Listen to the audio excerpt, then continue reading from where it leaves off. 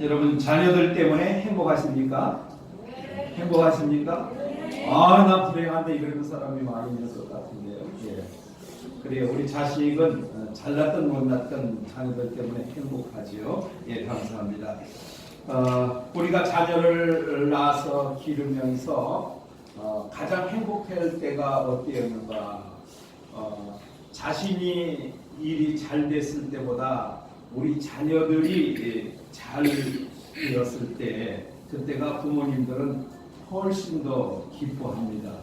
자신이 칭찬을 받을 때보다 자식이 칭찬을 받을 때 부모님들의 기쁨은 배가 되는 거죠.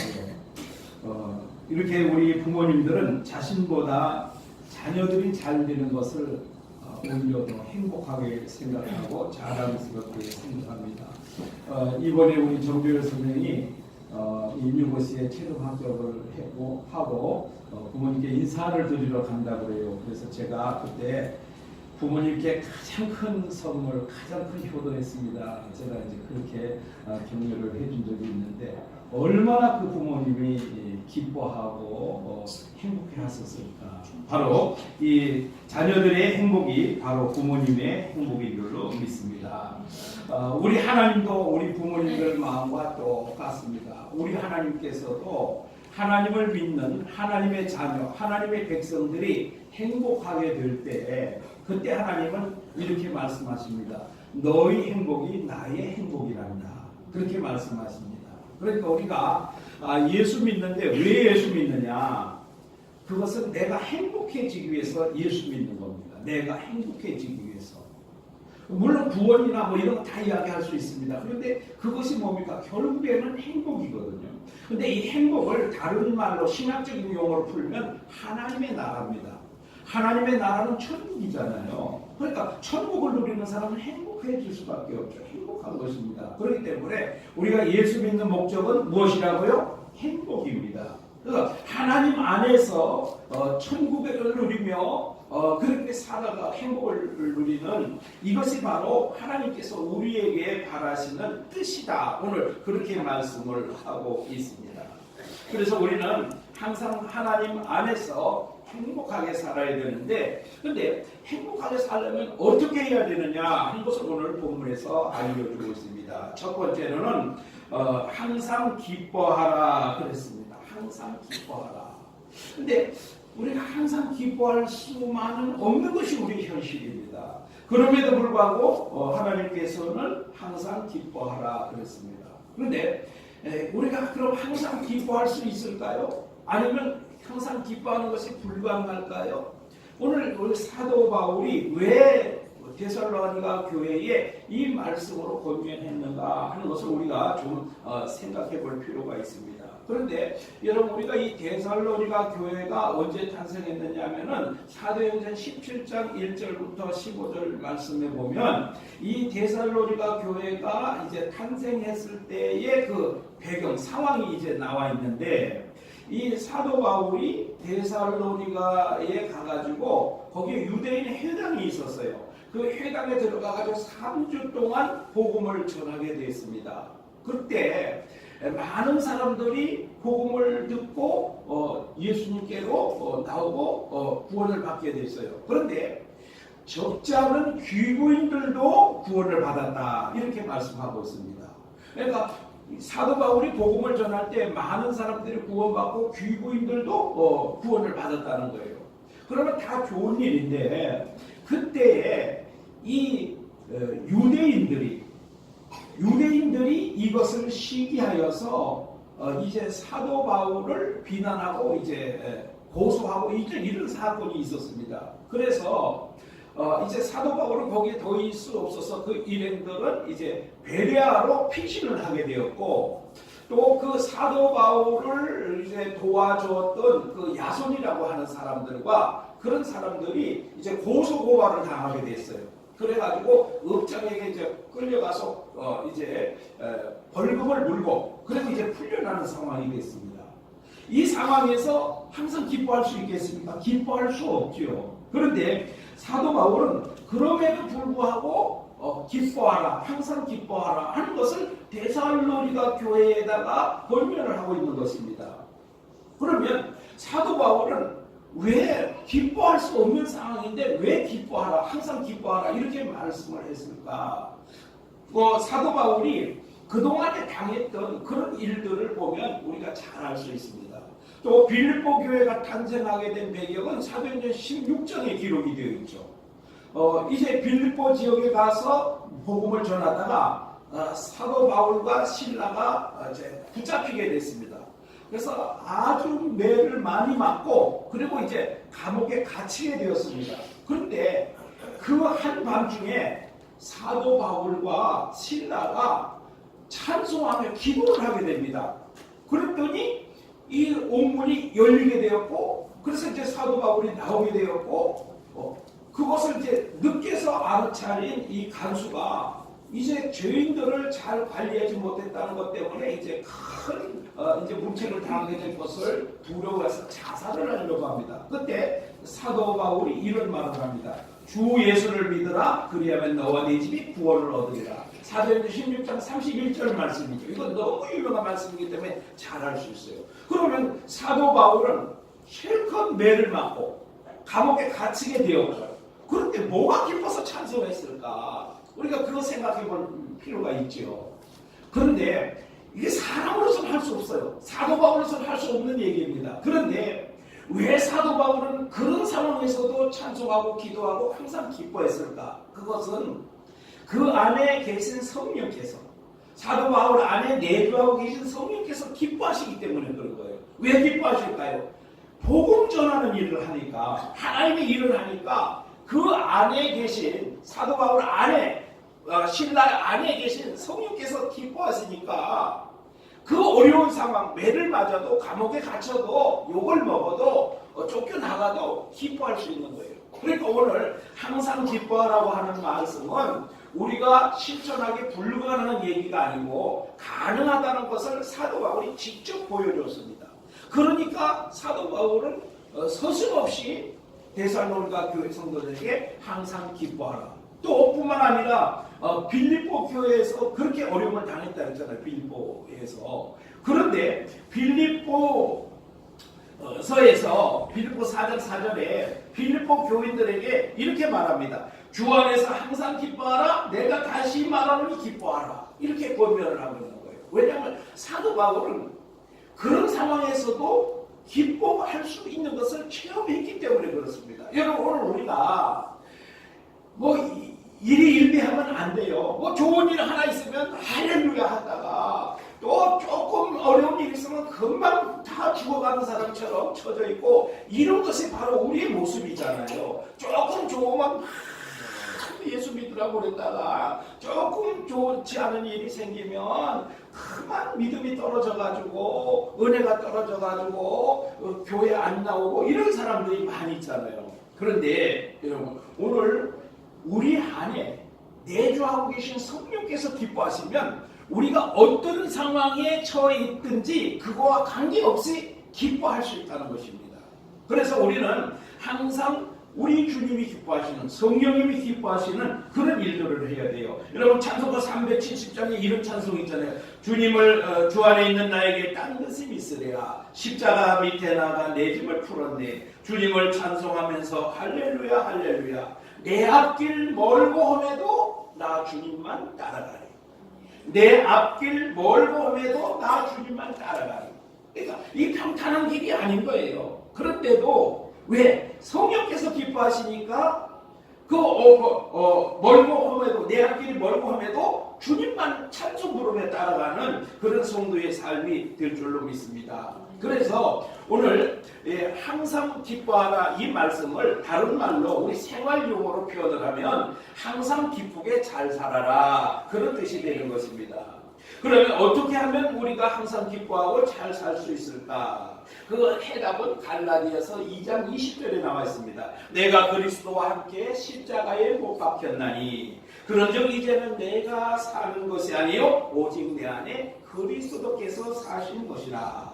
이제 내가 육체 가운데 사는 것은 나를 사랑하사 나를 위하여 자기 자신을 버리신 하나님의 아들을 믿는 믿음 안에서 사는 것이라. 그러니까 이제 주인이 바뀌었어요. 옛날에는 내가 내 인생의 주인 노릇했습니다. 그러니까 조금 좋은 일이 있으면 할렐루야 하고 조금만 나쁜 일이 있으면 그만 풀이 죽어서 실망하고 주저앉고 이런 삶을 살았는데 이제 주인이 바뀌었어요. 이제 내가 주인이 아니고 예수님이 주인이에요.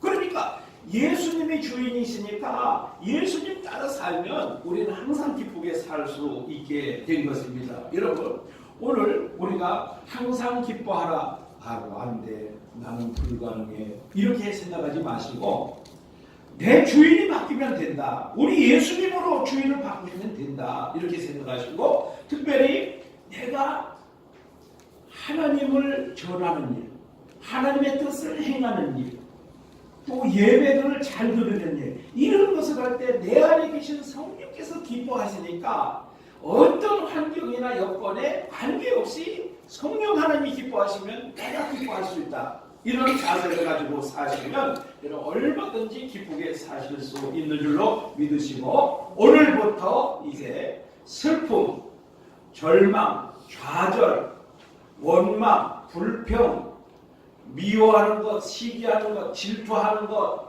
당짓는 것, 원수 맺는 것 이런 것 다 버리시고 나는 성령 안에서 오직 기뻐하며 살기를 원합니다.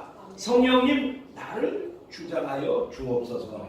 이렇게 기도하시면 성령 하나님께서 마음속에서 샘 솟는 기쁨을 주실 줄로 믿습니다. 이 샘은 가물러서 물이 끊어지면 샘이 아닙니다. 샘은 아무리 가뭄 속에서도 물을 퐁퐁퐁 솟아나게 하는 것이 샘물입니다.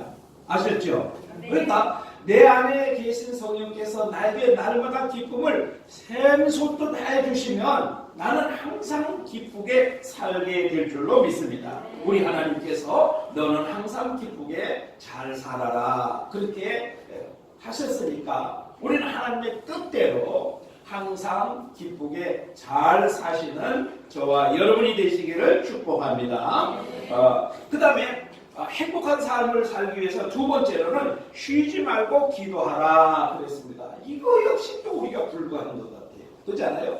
여러분 우리가 예배 시간도 제대로 못 지키는데 어떻게 항상 기도하며 살겠습니까? 이것은 도저히 불가능한 일이다 이렇게 생각하기 쉬운데요. 여러분 이것을 문자 그대로 이해를 하면 안 되시고요.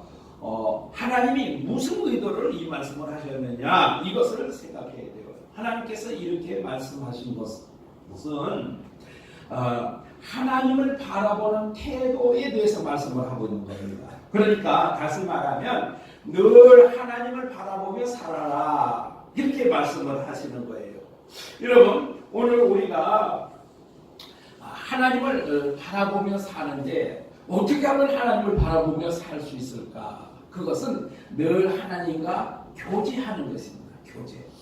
멀리 떨어져 있어도 그리운 사람은 항상 교제하죠. 오늘 뭐 했을까? 뭘 먹었을까? 나를 생각하고 있을까? 여러분 우리 젊은 남녀들 사랑하는 사람 멀리 떨어져 있을 때 어떻습니까? 하루에도 편지를 쓰고 그 편지 도착하기 전에 또 쓰고 그렇게 하잖아요.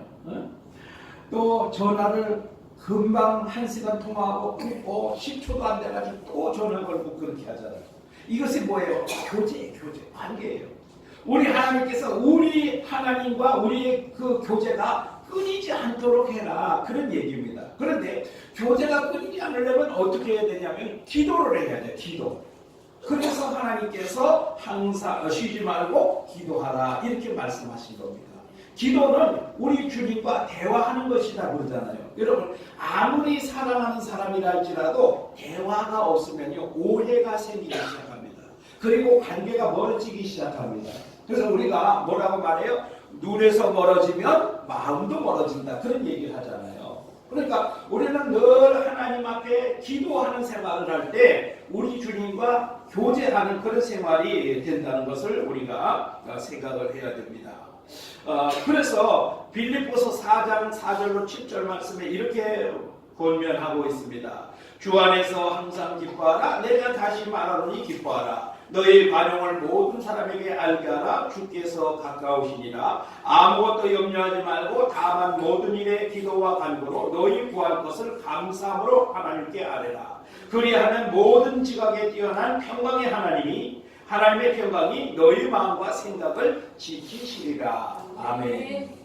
그러니까 우리 주님과 교제하는 가장 좋은 방법은 기도하는 것이다. 그렇게 말씀하고 있습니다. 여러분, 사랑하면 사랑할수록 더 깊이 교제하고 사귀고 싶어지는 것이 당연하지요. 하나님은 우리를 사랑하신다. 그렇게 말씀하셨습니다. 그러면 하나님께서 우리에게 하시는 말씀이 뭘까요? 나는 너와 깊이 사귀고 싶다. 그렇게 말씀하시는 것은 당연하지요. 그것은 하나님께서 기도를 통해서 우리와 깊이 사귀기를 원하신다는 것입니다. 우리 하나님께서 이렇게 말씀하십니다. 기쁨도 슬픔도 아픔도 함께 나누고 싶다.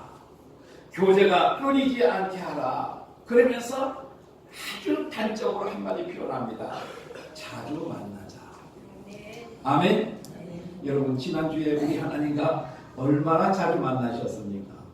얼마나 자주 만나셨습니까? 한번 생각해 보시고, 하나님과 자주 안 만나셨으면 지금 이 시간부터 하나님 이제 자주 만나겠습니다. 하나님 자주 찾아오겠습니다. 하나님 이름 자주 부르겠습니다. 아멘. 예. 자주 만나야 돼요. 우리 하나님께서 우리에게 오늘 나와 자주 만나자. 난 너와 깊이 사귀고 싶다. 그렇게 말씀하고 있습니다. 여러분, 우리 하나님과 자주 만나고 깊이 교제하시는 축복이 있기를 축복합니다. 그 다음에 이제 세 번째로는 범사에 감사하라 그렇습니다. 이것도 안 될 것 같아요. 이것도 안 될 것 같아요. 그렇죠? 어떻게 범사에 감사하겠습니까? 여러분, 우리는 일만 열면 원망과 불평이 먼저인데 과연 이것이 가능할까 하는 것을 생각해 보죠. 그런데 사도 바울이 이 말씀을 고면할 때 불가능한 것을 말씀하지 않았습니다. 사도 바울은 앞에서 항상 기뻐하는 것도 자신이 경험한 일입니다. 또 쉬지 않고 기도하는 것도 자신이 경험한 일입니다. 또 범사에 감사하시는 것도 자신이 분명하게 경험을 했기 때문에 데살로니가 교회 성도들에게 자신 있게 권면하는 말씀입니다. 여러분, 사도 바울이 얼마나 고생을 한 사람입니까? 얼마나 매를 많이 맞은 사람입니까? 얼마나 감옥에 많이 갇혔던 사람입니까? 이 사도 바울만큼 그렇게 예수님을 핍박했던 사람도 없었을 것이고, 또 사도 바울만큼 예수님을 위해서 자신을 희생한 사람도 없을 줄 압니다. 그런데 사도 바울은 무엇 때문에 이렇게 고생을 했는가 하면요, 복음을 전한다는 그 이유 때문에 이렇게 고난을 당했던 거예요.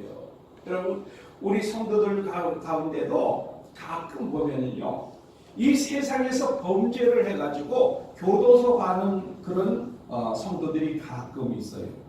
그런데 그 성도들을 면회 가가지고 아이고 얼마나 고생을 하십니까? 고생이 많지요. 그리고 뭐라고 말하는지 아십니까? 아이고 사도 바울도 고생을 했는데 뭐 여기까지 거야 뭐 괜찮습니다. 사도 바울이 감옥 간 거하고 지금 이 양반이 감옥 간 거하고 차원이 다른 거예요. 착각하면 안 돼요. 사도 바울은 복음 때문에 감옥에 간 거고요. 이 양반은 자기가 범죄를 저질러서 간 거예요. 속으로는 참 어이없다. 그런 생각을 하면서 그래도 어떻게 해요? 그래도 직선적으로 말은 또 상처받잖아요. 그러니까 아이고 그래요. 이렇게 하고 위로해주고 또 뭐 먹을 것도 좀 사드리고 뭐 영치금도 좀 넣어드리고 이렇게 하고 오기는 옵니다만 뒤돌아서면서 마음이 좀 거시기합니다.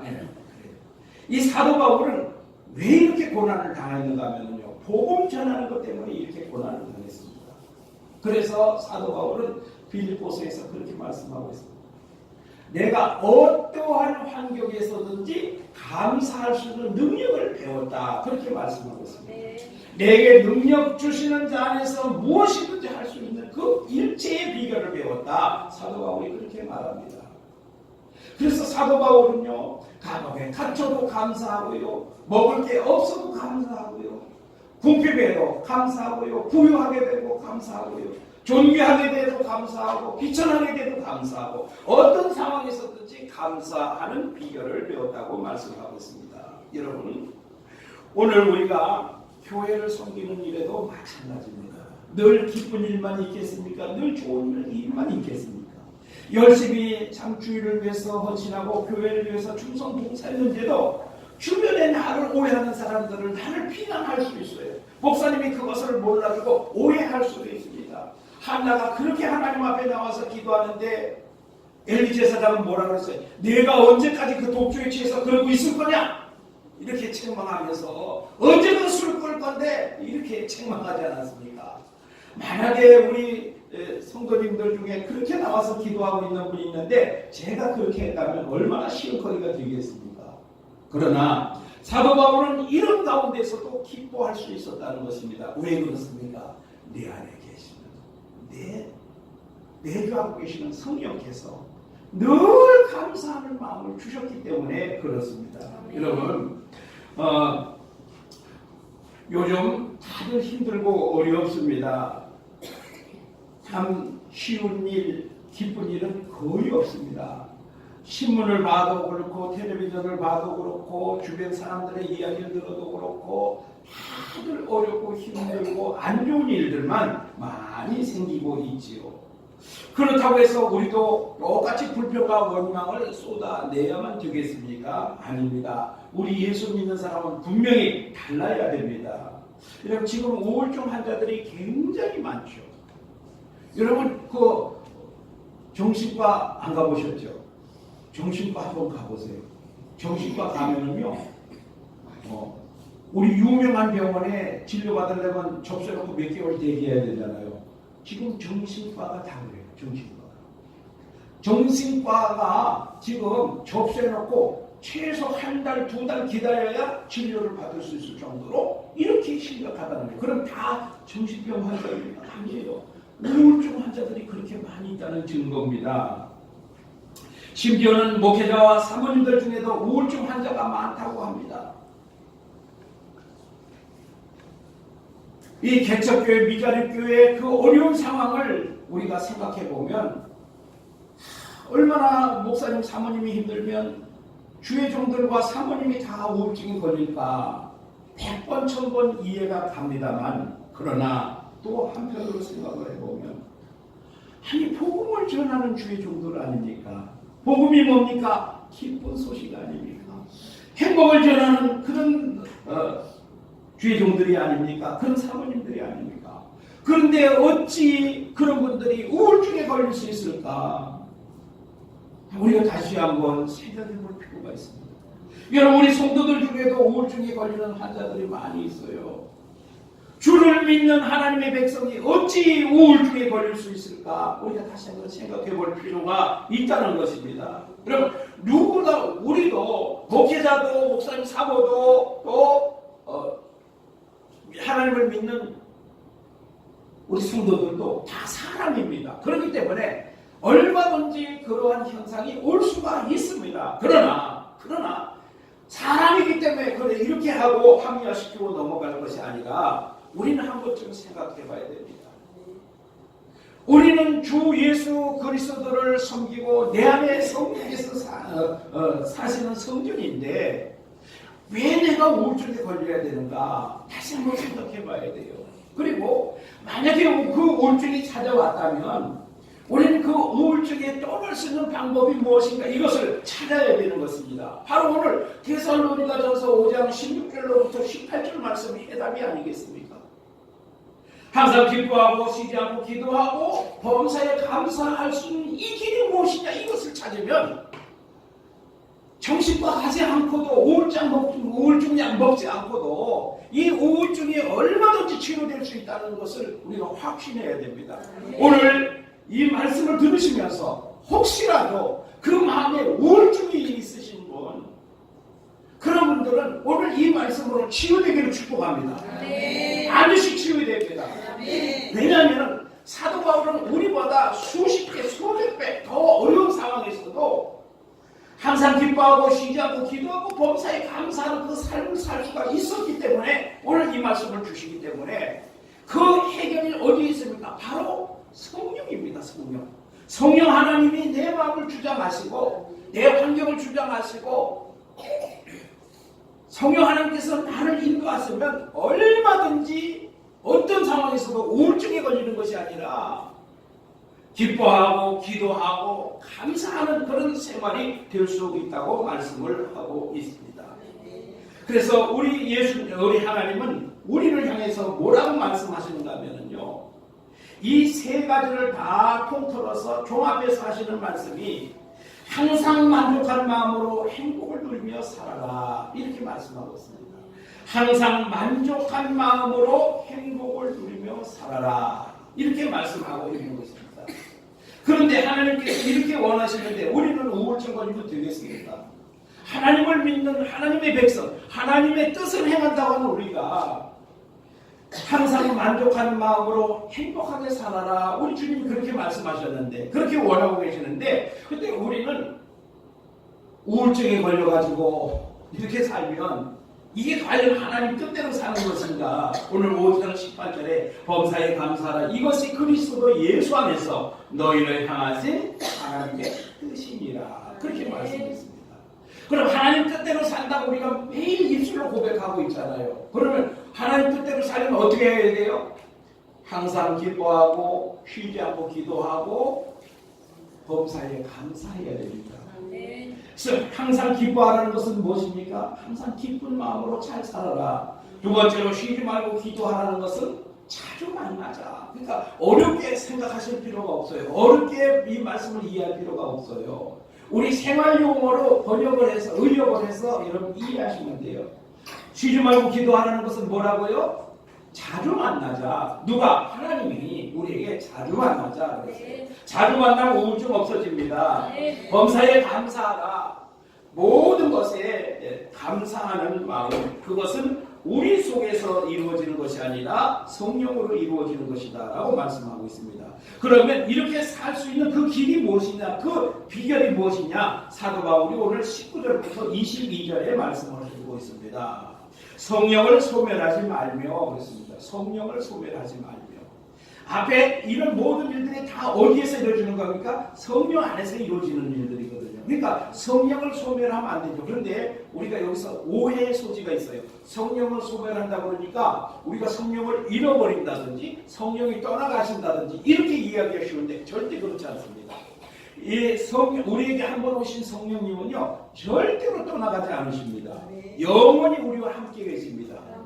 그런데 문제는 무엇이고, 오늘 여기서 성령을 소멸하지 말라는 것은 우리가 성령님이 기뻐하시는 일들을 하게 될 때 우리 안에 내주하고 계신 성령께서 불과 같이 강하게 역사를 일으키십니다. 그런데 그것을 억제하지 말라, 그런 뜻을 가지고 있어요. 그러니까 여러분, 성령이 불과 같이 뜨겁게 역사하게 하시려면 어떻게 해야 돼요? 기도하고 말씀 듣고 예배 잘 드리고 봉사 잘하고 구제하고 이런 일들 하면 성령이요 어마어마하게 역사하십니다. 그럼 우리는 앞에 이 세 가지를 다 이룰 수가 있습니다. 그 다음에 두 번째는 예언을 멸시하지 말고 그랬습니다. 예언이라고 하면 또 신비한 거 이야기하는 것으로 여러분 착각하기 쉬운데 절대 그렇지 않습니다. 성경은요, 개개인의 앞날에 대해서 말씀한 적이 한 번도 없습니다.